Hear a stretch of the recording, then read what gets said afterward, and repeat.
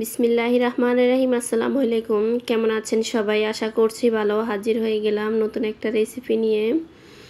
আমি চুলায় একটা ফ্রাই প্যান দিয়ে গরম করে দিয়েছি পরিমাণ মতো সরিষার তেল। এখন এখানে হাফ কাপ পেঁয়াজ কুচি দিয়ে দিলাম, দিয়ে ভালো করে নেড়ে চেড়ে কিছুক্ষণ ভেজে নিব। আমি আজকে কবুতর রান্না করব আর সেটাই শেয়ার করব আপনাদের সাথে। এই তো আমার পেঁয়াজটা ভাজা হয়ে গিয়েছে। এখন আমি সামান্য একটু পানি দিয়ে দিব।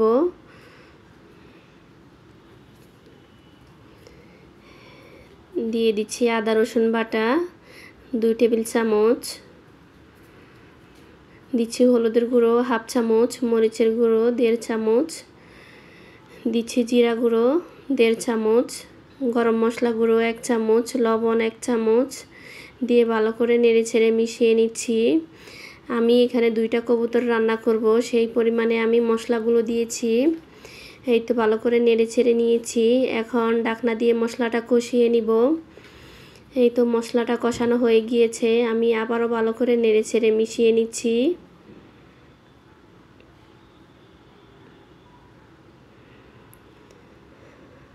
মশলাটা ভালো করে কষিয়ে নিতে হবে। এই তো আমি কবুতর দিয়ে দিয়েছি, দিয়ে আবারও ভালো করে নেড়েচেড়ে মিশিয়ে নিব মশলার সাথে। মিশিয়ে ঢাকনা দিয়ে কিছুক্ষণ রান্না করে নিব।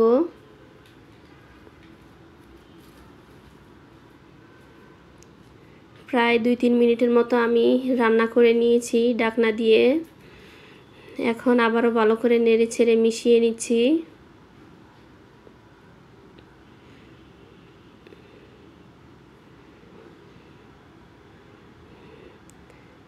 এই তো আমি আরও কিছুক্ষণ রান্না করে নিয়েছি। এখন আবারও ভালো করে নেড়েচেড়ে নিচ্ছি। রান্না করতে করতে যখন তেলটা উঠে আসবে তখন আমি পানি দিয়ে দিব পরিমাণ মতো। আমি পানি দিয়ে দিয়েছি, দিয়ে এখন রান্নাটা করে নিব। অপেক্ষা করব রান্নাটা হওয়া পর্যন্ত।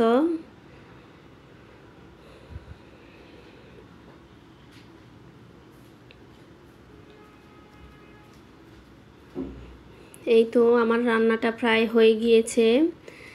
আমি ভালো করে নেড়েচেড়ে নিচ্ছি। আমি ঝোলটা আর একটু কমিয়ে নিব। ভালো করে নেড়েচেড়ে নিয়েছি। অপেক্ষা করব আরও কিছুক্ষণ।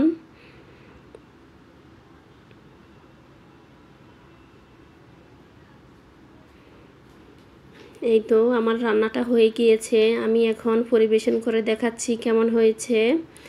আমার ভিডিওটি যদি আপনাদের ভালো লেগে থাকে তাহলে লাইক, কমেন্ট, শেয়ার করবেন।